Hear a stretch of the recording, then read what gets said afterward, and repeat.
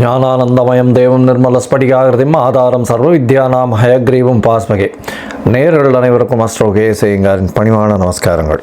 மாத பலன் குரோதி வருஷம் ஆவணி மாதம் 17/8/2024 16/9/2024 வரலும் உண்டான நாட்களை குரோதி வருஷம் ஆவணி மாதம் அப்படின்னு சொல்கிறோம். இந்த முதல்ல இந்த மாத பலனில் நம்ம பார்க்கக்கூடியது இந்த மாதத்தினுடைய கோல்சாரம், இந்த மாதத்தில் வரக்கூடிய விசேஷ நாட்கள் என்னென்ன அப்படின்றத பார்ப்போம். அதற்கு பிறகு ஒரு ராசிக்காக இந்த மாதத்தில் என்னென்ன பலன்கள் இருக்குது அப்படின்றத பார்க்கலாம். பொதுவாகவே மாச கிரகங்கள்னு சொல்லக்கூடிய சூரியன், செவ்வாய், புதன் மற்றும் சுக்கிரன், இந்த 4 கிரகங்களை வச்சு தான் இந்த மாத பலன்களை சொல்லுவோம். இப்போ இந்த மாதத்தினுடைய கோல்சாரம் என்ன அப்படின்னு பார்க்கும்போது, காலபுருஷ தத்துவத்தின் 2வது ராசியான ரிஷப ராசியில் செவ்வாயும் குருவும்,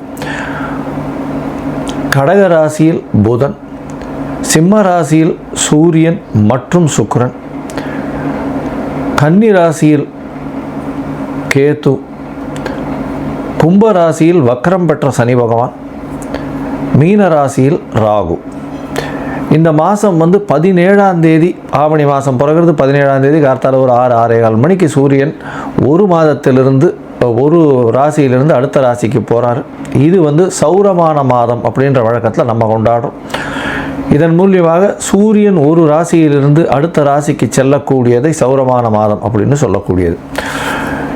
இந்த மாதத்தில் வரக்கூடிய முக்கிய நிகழ்வுகள் அப்படின்னு பார்ப்பேமையானால், எடுத்த உடனே 18ஆம் தேதி அல்ல 19ஆம் தேதி 19/8/2024 அன்னைக்கு ரிக் யஜுர் உபாகர்மா அப்படின்னு போட்டிருக்கு. ரிக் யஜுர் உபாகர்மா அப்படின்னா வேதத்தினுடைய ஆரம்ப நாள் அப்படின்னு சொல்லணும். வேதம் பயிற்சிக்கிறதுக்கு, வேதத்தினுடைய அத்தியனம் பண்ணுறதுக்கு ஆரம்பிக்கிறது இந்த பூனல் மாத்திப்பா எண்ணிக்கை. இதெல்லாம் ரொம்ப முக்கியமான விஷயமாக சொல்லக்கூடியது.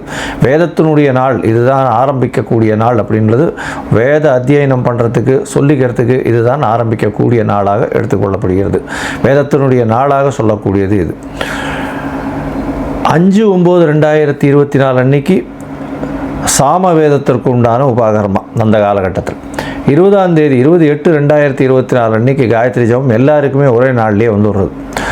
இந்த மாதத்தில் பார்த்தோம்னா 22/8/2024 அன்னைக்கு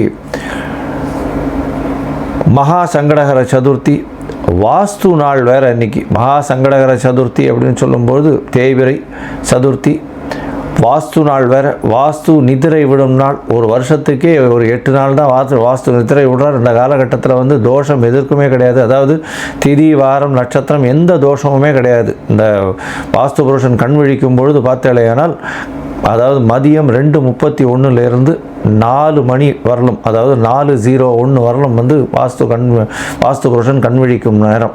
இதை 5 பிரிச்சுக்கிறா, 18 நிமிஷமாக பிரிச்சுக்கிறா இந்த 1.5 மணி நேரத்தை. இதன் மூலியமாக வாஸ்து புருஷன் கண் விழித்து அவருடைய காலை கடன்களை முடிக்கிறது 1, ஸ்நானம் பண்ணுறது 2, அதற்கப்புறம் 3வது விஷயம் அவர் பூஜை பண்ணுறது, 4வது போஜனம் பண்ணுறது, அதற்கப்புறம் தாம்பூலம் தரிக்கிறது. இந்த போஜனம் பண்ணும் நேரமும் தாம்பூலம் தரிக்கும் நேரமான கடைசி 36 நிமிஷம், அதாவது 4 மணிக்கு ஒரு 1/2 மணி நேரம் முன்னாடி 3:31 4:01 இந்த காலகட்டத்தில் எந்த ஒரு இது ஆரம்பித்தோம்னாலும், அதாவது வீடு சம்பந்தமாக இது ஆசைக்கால் நடுறது, மனைக்கால் ஊன்றது, அதை தவிர வீட்டுக்கு இது டாக்குமெண்ட் சைன் பண்ணுறது, இந்த மாதிரியான விஷயங்கள் பண்ணும்பொழுது கண்டிப்பாக அது நிச்சயமாக எந்த ப்ராஜெக்டாக இருந்தாலும் நல்லபடியாக நிறைவேறும் அப்படின்றதும், வாஸ்து புருஷன் கண்விழிக்கும் நாள்ன்றதுனால கண்டிப்பாக நல்ல ஒரு ஏற்றம் கிடைக்கக்கூடிய நாளாக சொல்லப்படுறது. அதற்கப்புறம் 26ஆம் தேதி 26/8/2024 அன்னைக்கு ஸ்ரீ ஜெயந்தி. பொதுவாகவே ஸ்ரீ ஜெயந்தி பார்த்தாலேனா அஷ்டமி ஒரு நாள் வரும், ஒரு நாள் ரோஹிணி நட்சத்திரம் வரும். இது 2ம் சேர்ந்தே வர்றது இந்த வாட்டி. அதனால் ஸ்ரீ ஜெயந்தி எல்லாருக்குமே முன்னித்திரியம், அதை தவிர ஸ்ரீ சன்னதி எல்லாருக்குமே இந்த வாட்டி ஸ்ரீ ஜெயந்தி ஒரே நாள்லேயே வந்துடுறது. இது ஒரு பெரிய விசேஷம். அதனால் ஸ்ரீ ஜெயந்தி கிருஷ்ணனுடைய இது சொல்லக்கூடியது, கிருஷ்ணர் பிறந்த தினமாக சொல்லக்கூடியது. அஷ்டமி ரோகிணி பிறந்த நாளில், ரோகிணி நட்சத்திரத்தில் உண்டான நாளில் ராத்திரி பிறந்ததாக சரித்திரம். அதனால் கிருஷ்ணர் பிறந்தது ரொம்ப நல்லாவே எல்லா இடத்துலையும் கொண்டாடுவா. மதுரா, துவாரகை இதிலெல்லாம் கொண்டாடக்கூடிய ஒரு பெரிய விசேஷமான, என்டையர் இந்தியா கொண்டாடக்கூடிய ஒரு பெரிய விசேஷமான ஒரு ஃபங்க்ஷன் இது. அடுத்தது பார்த்தலையானால் இந்த வாட்டி 3/9/2024 அன்னைக்கு அமாவாசை. ஆவணி மாதத்தில் வரக்கூடிய அமாவாசை பித்ருக்களுக்கு செய்ய வேண்டிய கர்மாக்களை செய்யக்கூடியது. அதன் மூலியமாக உங்களுடைய குடும்பத்தில் எப்பொழுதுமே க்ஷேமம் இருக்கும். அடுத்த ஜெனரேஷன், அடுத்த தலைமுறைகளும் நல்லபடியாக வளரக்கூடிய வாய்ப்புகள் மிகவும் அதிகம். இது ஜோதிடத்தில் மிக பெரும்பான்மையான விஷயத்தை சொல்லக்கூடியது. அதாவது 5, 9 அப்படின்னு இந்த 2 இடத்தையும் சொல்லக்கூடிய போது 9ஆம் இடமோ 5ஆம் இடமோ கெட்டு போயிருந்ததுன்னா அந்த ஜாதகருக்கு கண்டிப்பாக அவர்களுடைய குலம் விருத்தி அடைகிறதோ இல்லை அவரால் அந்த குலத்திற்கு ஏற்றமோ வராது. அது ஒரு பெரிய செட்பேக் ஆகிடும். அதனால் அது பித்ருக்களின் தோஷமாக கூட இருக்கலாம். அப்படின்றதுனால தான் பித்ருக்களுக்கு செய்ய வேண்டிய கர்மாக்களை செய்யணும் அப்படின்னு சொல்கிறது.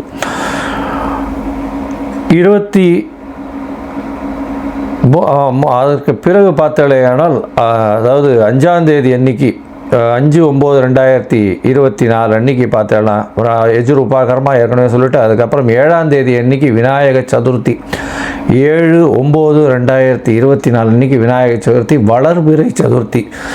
அதனால் ஆவணி மாதத்தில் வரக்கூடிய வளர்பிறை சதுர்த்தி விநாயக சதுர்த்தின்னு சொல்லக்கூடியது என்டையர் இந்தியாவை இதுக்கு, அதாவது சுதந்திர போராட்டத்திற்கு ஒரு பெரிய ஏற்றத்தை கொடுத்து இந்த விநாயக சதுர்த்தி விழாவை முன்னெடுத்து சுதந்திர போராட்டத்தை முன்னெடுத்து இந்தியாவிற்கு சுதந்திரம் வாங்கின பெருமை நம்மளுடைய தேசபக்தர்களுக்கு சாரும். அதை தவிர இந்த விநாயக சதுர்த்தி விழான்றது இந்தியா முழுவதிலும் சிறப்பாக கொண்டாடக்கூடிய ஒரு பெரிய விசேஷம், முதல் பண்டிகையாக சொல்லப்படுறது. அதற்கு பிறகு பார்த்தாலேயானால் வாமன ஜெயந்தி வருது. அதாவது 15 வாமன ஜெயந்தி அப்படின்னு சொல்லக்கூடியது 15ஆம் தேதி 15/9/2024 ஓணம் பண்டிகை அப்படின்னு சொல்லுவாள். கேரளாவில் ரொம்பவும் பிரசித்தி. அதனால் இந்த மாதம் மொத்தமே பண்டிகைக்கான திருநாளாகவே இருக்கும். அதனால் கவலையே பட வேண்டாம். எல்லா விஷயங்களும் சந்தோஷங்களும் திருமணத்திற்கு எல்லா விதமான ஏற்றமான காலமாக இந்த மாதம் அமைய போகிறது. இந்த மாதத்தில் பார்த்தாலேயானால், அதாவது போன மாதம்னு சொல்லக்கூடியது ஆடி மாதம், கடக மாதத்தில் எல்லா கோவில்களிலும் ரொம்ப ஃபங்க்ஷன்லாம் அதிகமாக இருந்திருக்கும். இந்த மாதத்தில் பார்த்தோன்னா வீட்டினுடைய ஃபங்க்ஷன், அதாவது கல்யாணம், காது குத்தல், சீமந்தம் எல்லாமே இந்த மாதத்தில் நடக்கக்கூடியதாக இருக்கும். அதனால் இந்த மாதம் தட்சிணாயனத்தில் ஒரு பெரிய ஏற்றமான மாதம். ஏன்னா இதுக்கு அடுத்து பார்த்தோன்னா புரட்டாசி மாதம், அது பித்ருக்களுக்குன்னே சொல்லக்கூடியது. அதனால் இந்த மாதத்தில் திருமணங்கள் அதிகமாக நடக்கும். எல்லா விதமான விசேஷங்களும் நல்லபடியாக நடக்கும். எல்லோரும் கூடி குளிர்ந்து எல்லோரும் எம்பாவாய் மாதிரி எல்லாரும் கூடி இருக்கக்கூடிய காலகட்டமாக அமையப்போகுது. இந்த மாதத்தில் பார்த்தாலேயானால் எல்லா விதமான ஏற்றமான காலகட்டங்களும் நடக்கிறது. இந்த மாதத்தில் செவ்வாய் பகவானும் மாறுற 26/8/2024 அன்னைக்கு ரிஷபத்தில் இருக்கிற செவ்வாய் மிதுனத்திற்கும், சுக்கிர பகவானும் சிம்மத்தில் இருக்கிற சுக்கிரன் கன்னியில் மாறி நீச்சப்பட்டு போகிற. அதற்கு பிறகு இந்த மாத கடைசி, அதாவது 31/8/2024 அன்னைக்கு புதன் கடகத்திலிருந்து சிம்மத்துக்கு வர்றார். இதுதான் இந்த கோல்சாரத்தின் பெயர்ச்சிகள் இந்த மாதத்தில் நடக்கக்கூடியது. சரி, உங்களுக்கு அஸ்ட்ராலாஜிக்கல் கன்சல்ட் தேவைப்பட்டதுன்னா என்னுடைய மொபைல் நம்பர் கீழே ஸ்க்ராலிங்கில் போயின்னு இருக்கோம். உங்களுக்கு தேவைப்பட்டதுன்னா எனக்கு ஃபோன் பண்ணுங்க. உங்களுடைய date, time, place of birth, உங்களுடைய பெயர், உங்களுடைய தாய் தகப்பனார் பெயர் நீங்கள் அனுப்பிச்சிங்கன்னா உங்களுடைய ஜாதகத்தை போட்டு அதில் சந்தி இருக்கா, நட்சத்திர சந்தி இருக்கா, பாத சந்தி இருக்கா, லக்ன சந்தி இருக்கா அப்படின்றது எல்லாத்தையும் பார்த்துட்டு, உங்களுடைய இன்றைய கோல்சாரத்தை வைத்து என்ன நிலைமைன்றதையும் பார்த்துட்டு, உங்களுடைய தசாபுக்தி அந்தரம் சூக்ஷ்மம் இதெல்லாத்தையும் பார்த்துட்டு உங்களுக்கு உண்டான எளிய பரிகாரம், உங்களுடைய பிரச்சனைகள் என்ன அப்படின்றது எல்லாத்தையும் அசஸ் பண்ணி நான் சொல்கிறேன். உங்களுக்கு அதற்கு உண்டான கட்டணம் என்னன்றதையும் சொல்கிறேன். அந்த கட்டணத்துக்கு உண்டான பேமெண்ட்டை போட்டுட்டு யூடிஆர் நம்பர் ஷேர் பண்ணுங்க, உங்களுக்கு அப்பாயின்மெண்ட் தரேன். இப்போது மேஷம் முதல் மீனம் வரை ஆவணி மாதம் குரோதி வருஷத்திற்கு உண்டான பலன்களை ஒன்றொன்னா பார்க்கலாம். மீனம், பூரட்டாதி, உத்திரட்டாதி, ரேவதி இந்த 3 நட்சத்திரம் 9 பாதங்களை கொண்ட ராசி. ராசியின் அதிபதினு சொல்லக்கூடிய குரு பகவான் ராசிக்கு 3ஆம் இடத்துல இருக்கார். 2ஆம் அதிபதியான தனஸ்தான அதிபதியும் 3ஆம் இடத்துல இருக்கக்கூடிய குரு பகவானோட சேர்ந்து இருக்கக்கூடிய காலகட்டம். அதாவது 3ஆம் இடத்துல தனகாரகனும் தனஸ்தான அதிபதியும் இருக்கிறதுனால நல்ல ஒரு ஏற்றம். இந்த மாதம் ஆரம்பிக்கும் பொழுது பெரிய ஏற்றம் கிடைக்கக்கூடிய காலகட்டம். எந்த ஒரு முயற்சியாக இருந்தாலும் பண வரவிற்கு பஞ்சம் இருக்காது, கவலைப்பட தேவையில்லை. இந்த மாதம் பார்த்தலையானால், அதாவது பொதுவாகவே 17/8/2024 16/9/2024 வரை உண்டான ஆவணி மாதத்தில் பொதுவாகவே மாத கிரகங்கள்னு சொல்லக்கூடிய சூரியன், புதன், சுக்கிரன் மற்றும் செவ்வாய் இந்த 4 கிரகங்களினுடைய மூமெண்ட்டை வச்சு தான் சொல்லுவோம். செவ்வாய் பகவான் 3ஆம் இடத்திலிருந்து 4ஆம் இடத்துக்கு போகிறது பெரிய விசேஷம். 4ஆம் இடத்துல போய் கேந்திரத்தில் போய் இருக்கிறது, 2ஆம் அதிபதி 4ஆம் இடத்துல இருக்கிறதன் மூலியமாக நல்ல ஒரு ஏற்றம் கிடைக்கக்கூடிய காலகட்டமாக அமைகிறது. ஏன்னா அவர் 10ஆம் இடத்தையும் பார்க்கறது, பெரிய ஏற்றம் கிடைக்கும். அதனால் இந்த மாதத்தில் பார்த்தடையானால் உங்களுக்கு செவ்வாய் 26ஆம் தேதி மாறின உடனேவும் நல்லபடியாக இருக்கக்கூடிய காலகட்டமாக இருக்கும். முயற்சிகள் எல்லாம் வெற்றி பெறும். படிக்கக்கூடிய மாணவர்களுக்கு பெரிய ஏற்றம் கிடைக்கும். அதை தவிர பார்த்தடையானால் சுக்கிரன் 6ஆம் இடத்துல இருக்கக்கூடிய சுக்கிரன் 26ஆம் தேதி உங்களுடைய ராசிக்கு 7ஆம் இடத்துல சப்தமத்தில் போய் நீச்சப்படுறார். 8ஆம் அதிபதி 7ஆம் இடத்துல போய் நீச்சப்படுறார். அதனால் உடல்நிலையில் ரொம்ப ஜாக்கிரதையாக இருக்கிறது நல்லது. அதை தவிர பார்ட்னர்ஷிப் பிஸ்னஸில் அதீத முதலீடு வேண்டாம். பார்ட்னர்களை அதிகமாக நம்ப வேண்டாம். நண்பர்கள் மூலியமாக சிறு சிறு பிரச்சனைகள் வரக்கூடிய வாய்ப்புகள் உண்டு. வேலையில் மாற்றங்கள் ஏற்படக்கூடிய வாய்ப்புகள் உண்டு. அதை தவிர 7.5 சனி போயின்னு இருக்கு. அதனால் கொஞ்சம் ஜாக்கிரதையாக இருக்கிறது ரொம்ப நல்லது. 6ஆம் இடத்துல இருக்கக்கூடிய சூரிய பகவான் மூலியமாக அரசாங்க உத்தியோகம் கிடைக்கும். இருந்தாலும் உங்களுக்கு பொதுவாகவே பிரச்சனைகள் வரக்கூடிய நண்பர்கள் மூலியமாக பிரச்சனைகள் வரக்கூடிய வாய்ப்புகள் மிகவும் அதிகம். 31/8/2024 அன்றைக்கி பார்த்தோன்னா உங்களுடைய ராசிக்கு 6ஆம் இடத்துக்கு புதன், 5ஆம் இடத்தில் இருக்கக்கூடிய புத பகவான் போகிறது பெரிய விசேஷம். இதன் மூலியமாக பார்த்தாலேயானால் உங்களுடைய ராசிக்கு 4ஆம் அதிபதி 6ஆம் இடத்துல போகிறதுனால அதாவது புதுசாக வீடு மனை வாங்கக்கூடிய வாய்ப்பு உண்டு. புதிய கடன் வாங்கக்கூடிய வாய்ப்புகள் நிச்சயமாக உண்டு. இருந்தாலும் தாயின் உடல்நிலையில் கொஞ்சம் அதாவது செட்பேக் இருக்கக்கூடிய வாய்ப்புகள் நிச்சயமாக இருக்கும். உங்களுடைய ராசிக்கு சமசப்தமத்தை குரு பார்க்குறார். இதனால் சுக்கிரனும் போய் அங்கே இருக்கக்கூடிய காலகட்டம். ஆனால் அஷ்டமாதிபதியாக போகிறதுனால இது கல்யாணத்துக்கு பார்த்துட்டு இருக்கவளுக்கு கொஞ்சம் தட்டி போகக்கூடிய வாய்ப்புகள் நிச்சயமாக உண்டு. கொஞ்சம் பொறுமையாக இருக்கிறது நல்லது. இந்த மாதம் பார்த்தாலேயானால் உங்களுடைய ராசிக்கு 10ஆம் இடத்தை செவ்வாய் பார்க்குறதன் மூலியமாக இந்த அதாவது சமையல் கலை வல்லுநர்கள், அதை தவிர இந்த தங்கம் வியாபாரம் பண்ணுறவங்க, தங்க வியாபாரத்தில் நகாசு வேலைகள் பண்ணக்கூடியவர்கள், அதாவது அதில் ஹை சூப்பர் ஸ்பெஷாலிட்டி மாதிரி சொல்லக்கூடிய நிறைய வளைவுகள்லாம் வச்சு பண்ணக்கூடியவர்கள், அதை தவிர டீச்சர்ஸு, ப்ரொஃபஸர்ஸு இவங்களுக்கு பெரிய ஏற்றமாக இருக்கும். இந்த மாதத்தில் கடல் வாணிபம் பண்ணுறவர்களுக்கு பெரிய ஏற்றம் கிடைக்கக்கூடிய காலகட்டமாக இருக்கும். ராகு பகவான் உங்களுடைய ராசியிலேயே இருக்கிறதுனால கண்டிப்பாக வெளியூர், வெளிமாநிலம், வெளிநாடு சம்பந்தமாக நல்ல ஒரு ஏற்றமான செய்தி வரக்கூடிய வாய்ப்புகள் உண்டு.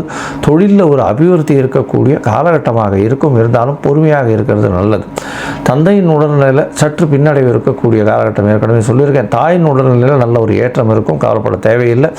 இருந்தாலும் வைத்தியரை போய் பார்த்துட்டு வர்றதும், அவருக்கு உண்டான வைத்தியரை போய் பார்த்துட்டு வர்றதன் மூலியமாக ஒரு நல்ல ஏற்றம் கிடைக்கக்கூடிய காலகட்டம்.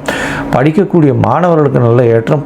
அதாவது போட்டித் தேர்வில் நிச்சயமாக வெற்றி பெறக்கூடிய வாய்ப்புகள் நிச்சயமாக இருக்குது. போட்டித் தேர்வில் பார்த்தாலேயானால் இந்த மாதத்தில் 6ஆம் இடத்துல சூரியன் ஆட்சி பெற்று போயிருக்கிறது பெரிய விசேஷம். அதனால் எந்த ஒரு எதிரிகளையும் வெற்றி பெறக்கூடிய வாய்ப்புகள் நிச்சயமாக உண்டு. உங்களுடைய ராசிக்கு பார்த்தாலேயானால் குரு பகவான் உங்களுடைய ராசிநாதன் 3ஆம் இடத்துல இருக்கிறதுனால முயற்சிகள் எல்லாமே வெற்றி அடையும். இருந்தாலும் சில நாட்கள், சில நேரத்தில் முயற்சிகளை தள்ளி போடுறது நல்லது. ஏன்னா அந்த காலகட்டம் சந்திராஷ்டம காலகட்டம்னு சொல்கிறோம். சந்திராஷ்டமம்னா உங்களுடைய ராசிக்கு 8ஆம் இடத்துல சந்திர பகவான் மறைந்திருக்கக்கூடிய காலகட்டத்தை சந்திராஷ்டமம்னு சொல்கிறோம்.